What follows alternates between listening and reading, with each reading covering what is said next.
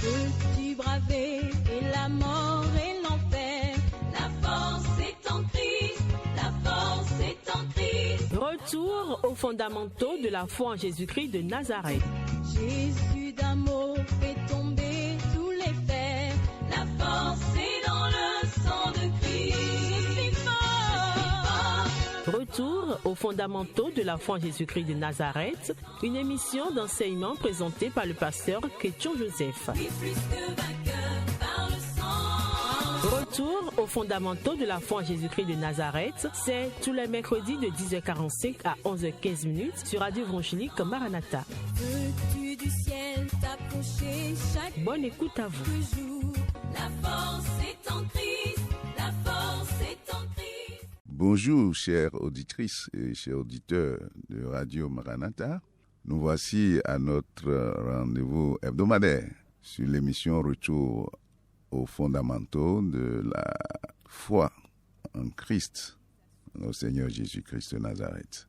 Je vous salue dans le nom de notre Seigneur Jésus et je voudrais saisir l'occasion pour remercier les frères et sœurs qui nous ont appelés beaucoup pour nous encourager, nous exhorter, faire leurs observations et faire des propositions pour que les buts que nous recherchions puissent être atteints par la grâce et la puissance de notre Seigneur Jésus-Christ de Nazareth. Cela dit, comme vous le savez, nous avons commencé le thème principal sur l'Évangile. Nous avons constaté, comme l'avons dit, avec vous, que l'Évangile de notre Seigneur Jésus-Christ, avec l'importance des activités aujourd'hui, les préoccupations, tant au niveau des serviteurs que des frères en général, l'Évangile est dilué, parfois c'est oublié. Et c'est pourquoi, nous l'avons dit, l'apôtre Paul, par l'Esprit Saint, lui qui a reçu donc le privilège de formuler de façon plus précise l'Évangile, jugé essentiel de nous rappeler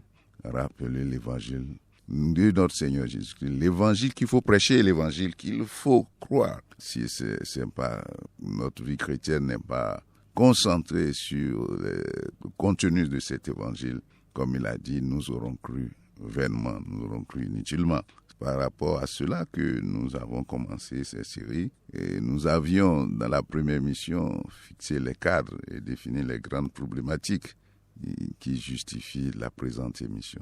Et la fois dernière, la séance passée, nous sommes attardés sur les faux évangiles, c'est-à-dire les bonnes nouvelles qui n'en sont pas. Nous avons parlé essentiellement du légalisme, l'évangile des œuvres de la loi. Nous avons parlé aussi de l'évangile permissif du péché, parler enfin de l'évangile par les efforts humains. Enfin, nous avons identifié le fait que si le message principal d'une œuvre d'un serviteur de Dieu, le message principal prêché n'est pas concentré vraiment sur l'évangile de notre Seigneur Jésus-Christ, qu'il y a des risques de dérapage. Et nous avons à cet égard signalé quelques variantes de ces dérapages que nous constatons aujourd'hui, l'évangile de la prospérité, le dominionnisme, et ainsi de suite. Et nous avons, pour finir, pris en compte les mises en garde de notre Seigneur Jésus par l'apôtre qui a vraiment identifié le fait que aujourd'hui, déjà aussi depuis son temps, qu'il y a un faux évangile qui est en cours et qui entraîne certainement un faux esprit, un démon qui se prend comme esprit de Dieu.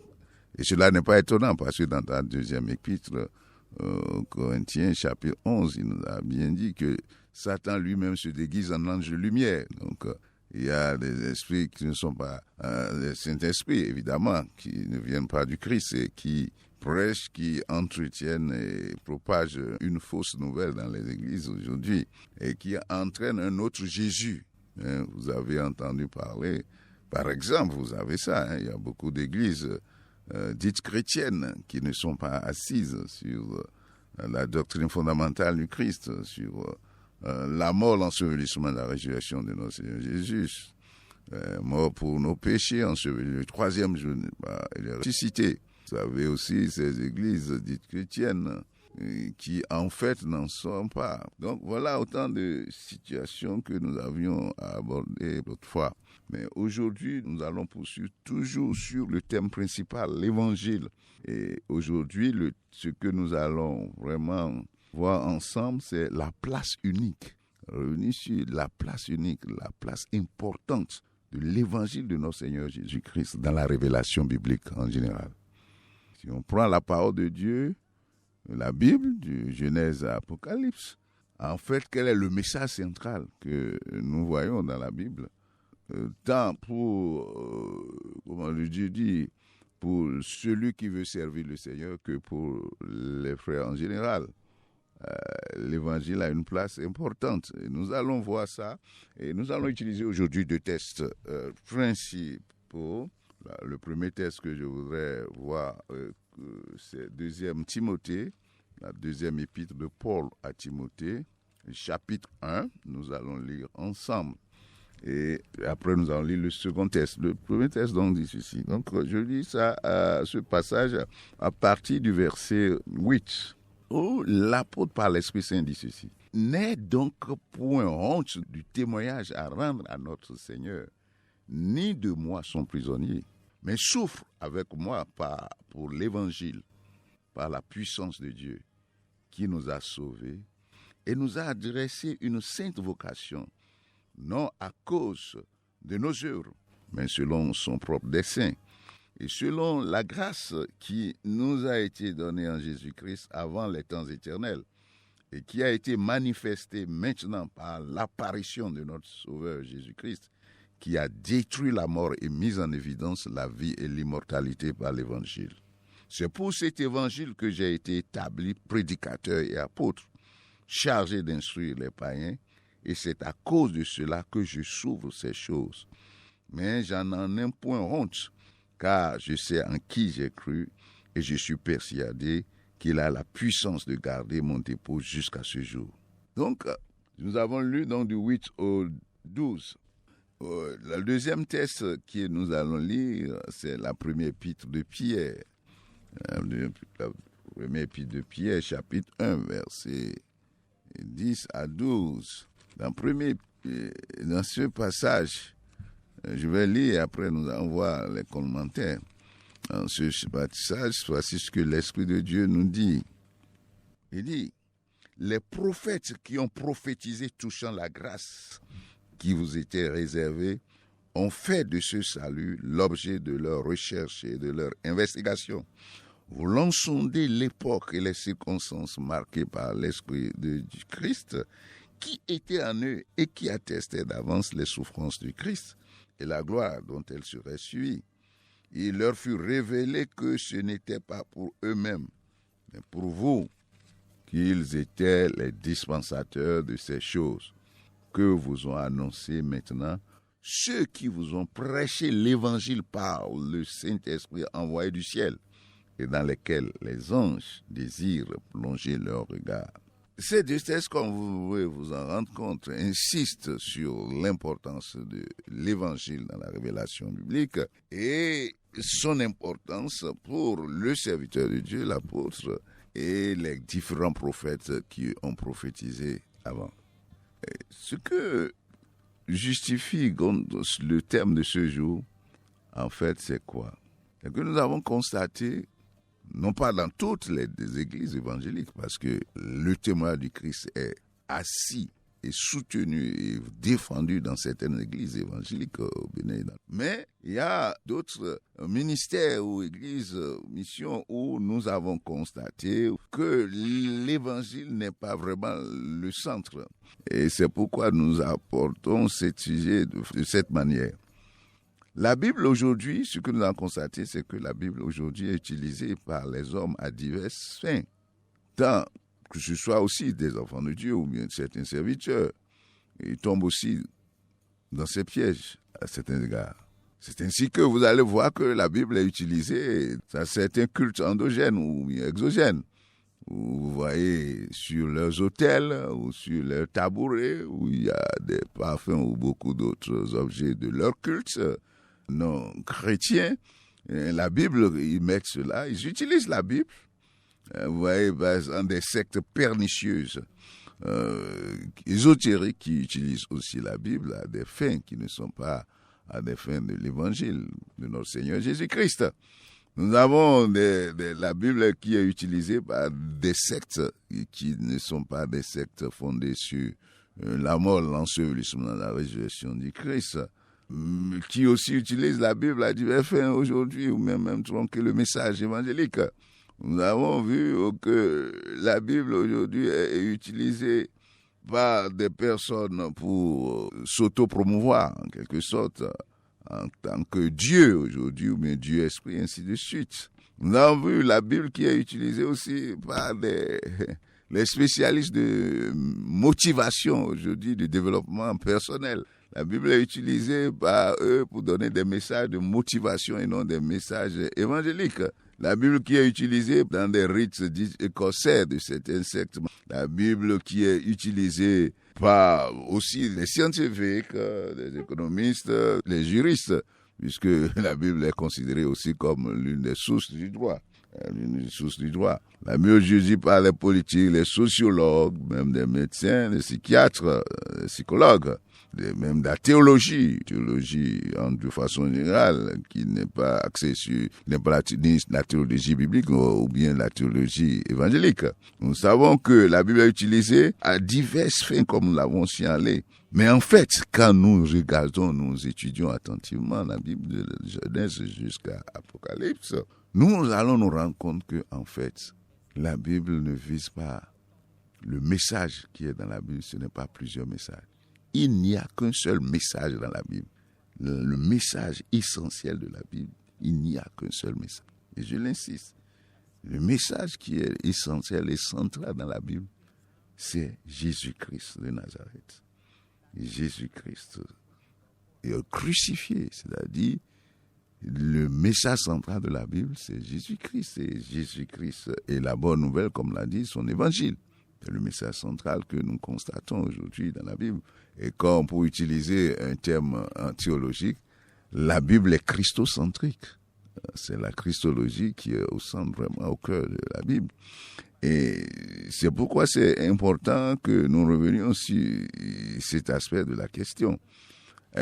Si je prends par exemple la deuxième épître à Timothée, c'est-à-dire quand nous posons la question alors de ça, d'abord, quel est le but de la Bible? Nous pouvons voir, premier point, nous pouvons voir dans 2 Timothée par exemple, chapitre 3, 2 Timothée chapitre 3, versets 14 à 16, nous avons de façon claire, quoi c'est, on parle des fins comme nous l'avons déjà, des fins diverses que nous avions énoncées au-dessus. Là, c'est ce que l'apôtre dit. Il dit, toi, s'adressant à Timothée, toi, demeure dans les choses que tu as apprises et reconnues certaines, sachant que de qui tu les as apprises. Dès ton enfance, tu connais les saintes lettres qui peuvent te rendre sage à salut par la foi en Jésus-Christ. Donc, ça montre quoi? Les saintes lettres, évidemment, au moment où l'apôtre écrivait, il n'y avait pas encore le Nouveau Testament. Mais il y avait, comme on dit, les Écritures, c'est-à-dire les 39 premiers livres de la Bible constituant ce que nous appelons l'Ancien Testament. Mais dans ce passage, c'est clair, comme le dit l'apôtre là, les saintes lettres visent quoi? Ils visent à te rendre sage à salut, c'est-à-dire que le framework, le paramètre, le cadre dans lequel l'objectif qui est le référentiel même de la révélation biblique, c'est d'amener l'homme au salut. Toute la sagesse et tout ce que nous apprenons dans la Bible vise essentiellement le salut de l'homme, le salut de l'âme.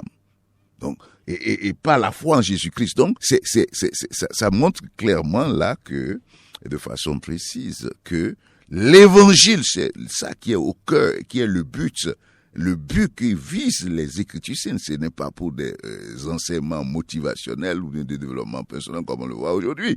Ce n'est pas pour des fins ésotériques ou ce que nous voyons dans certains cultes qui utilisent la Bible comme de la magie. Où certains pensent qu'il y a des sommes spéciaux pour obtenir des pouvoirs spéciaux. Non. La Bible vise, les Écritures saintes visent essentiellement le salut, la foi en Jésus-Christ de Nazareth. C'est ce que l'Esprit Saint nous révèle par l'apôtre Paul. Et on continue. Il dit, verset 7, toute écriture est inspirée de Dieu. Ça veut dire que l'écriture, les saintes écritures, la Bible, la révélation biblique, résulte du souffle de Dieu, le Saint-Esprit de Dieu. Et ça vise quoi? Premièrement, il dit, est utile pour enseigner. C'est-à-dire qu'en matière de doctrine, pour enseigner les frères, nous allons voir dans quel cadre, pour enseigner. Donc la première chose que les saintes écritures visent, c'est enseigner, éclairer, expliquer en profondeur la révélation biblique. Donc le but de la Bible, c'est d'enseigner. Donc les questions de doctrine, c'est ça qui est visé dans la Bible en général. Deuxième chose, pour convaincre, c'est-à-dire persuader. Vous voulez persuader, faire l'apologétique, comme on le dit en théologie.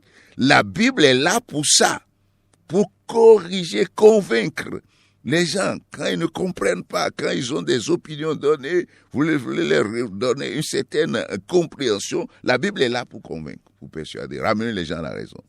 Troisième chose, pour corriger. Quand les gens s'écartent de la doctrine du Christ, de la doctrine fondamentale, de la bonne nouvelle, de l'évangile du Christ, de la parole du Christ, la Bible est là pour les ramener, corriger et pour aussi instruire. Instruire dans quel paramètre, dans quel cadre? Dans la justice du Christ. La justice, c'est ce que le passage est en train de nous dire. Ce n'est pas pour autre chose. Parce que le but final, c'est le salut de l'homme, comme vous vous rappelez. Christ a posé cette question fondamentale. Que servirait-il à l'homme de gagner le monde s'il perdait son âme, et que donnerait un homme en échange de son âme? C'est la raison fondamentale pour laquelle Christ est venu dans ce monde. Et c'est la raison pour laquelle la Bible, les Saintes Écritures ont été écrites. C'est ça, pour que, vous voyez, le verset dit, afin que l'homme de Dieu soit accompli et propre à toutes bonnes œuvres. Le verset 17. Donc, enseigner.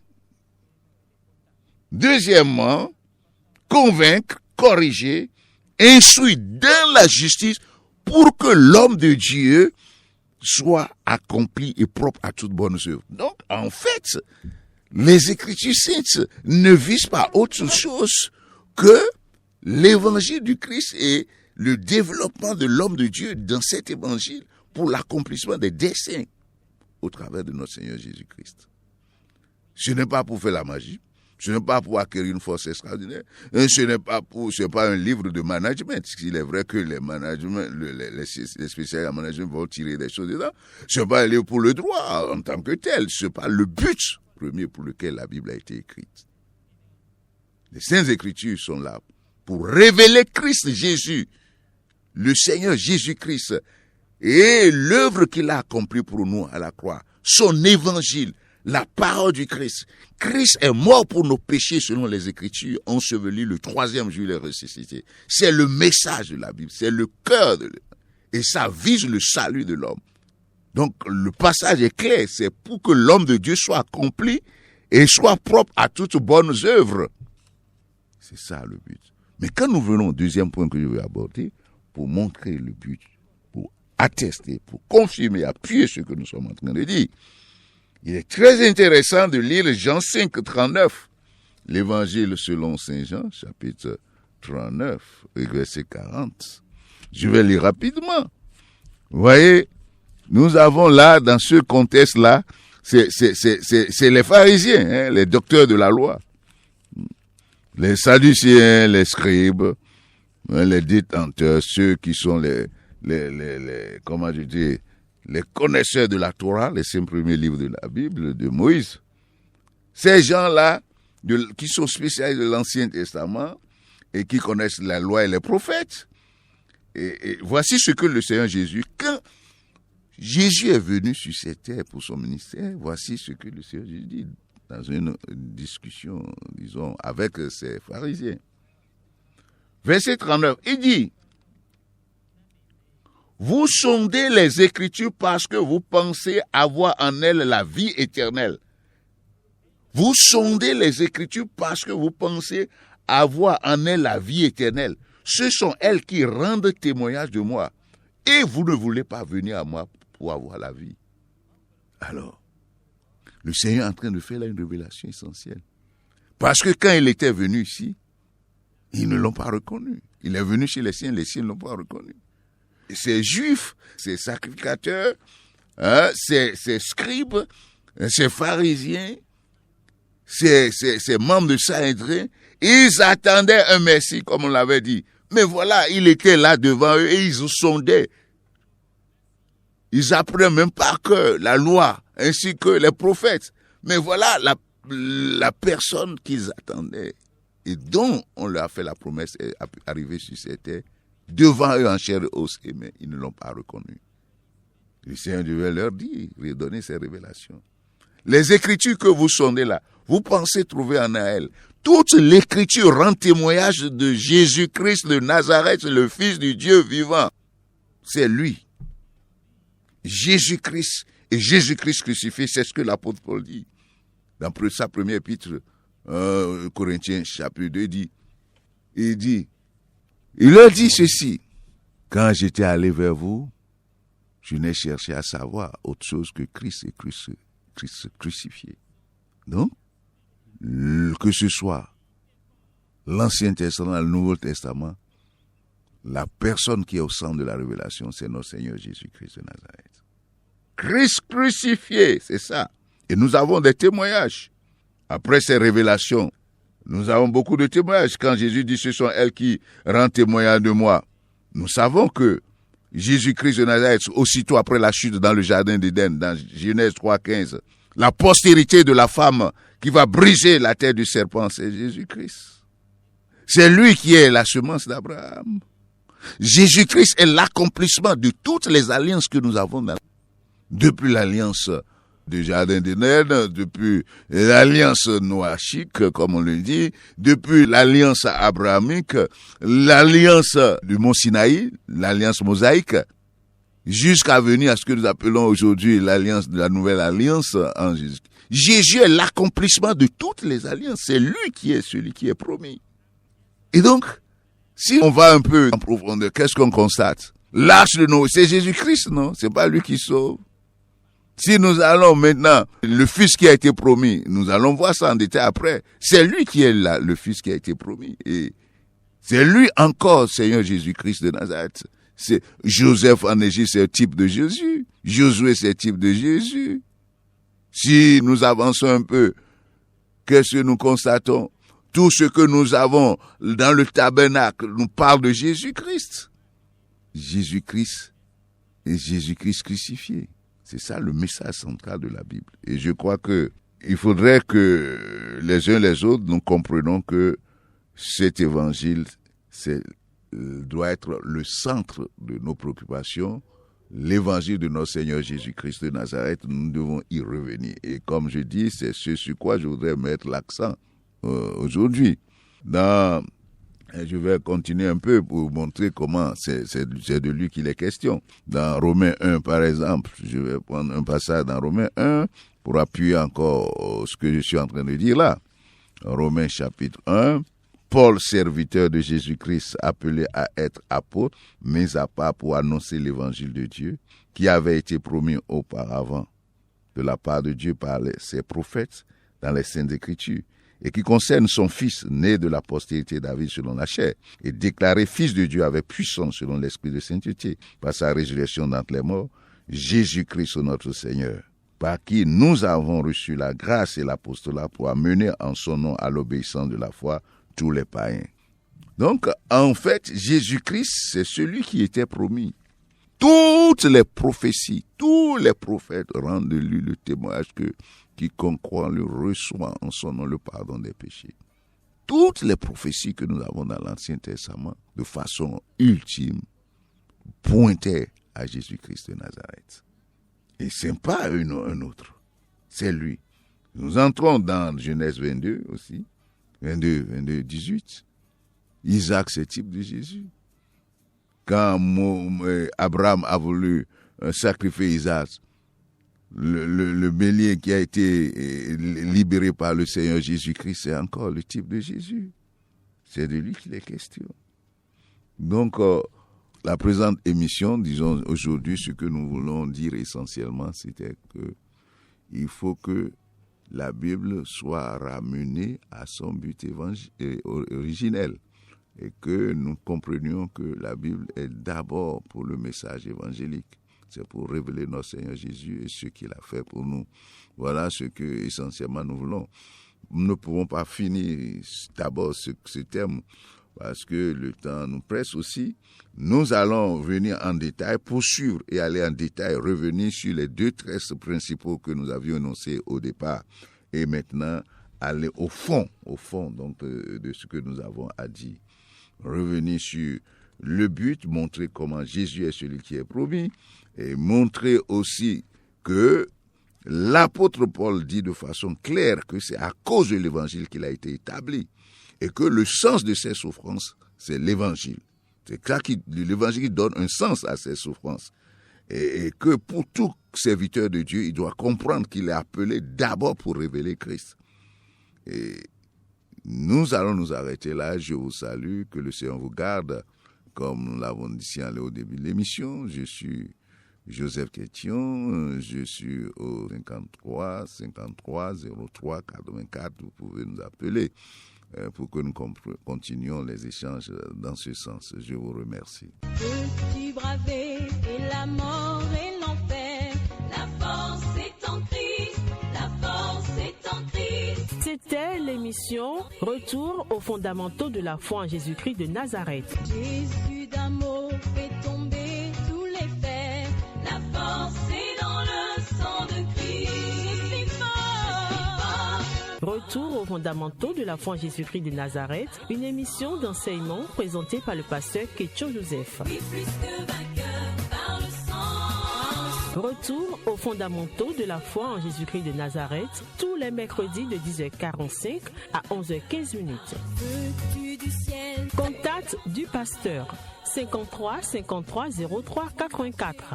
53 53 03 84. Que Dieu bénisse votre écoute. La force est en Christ.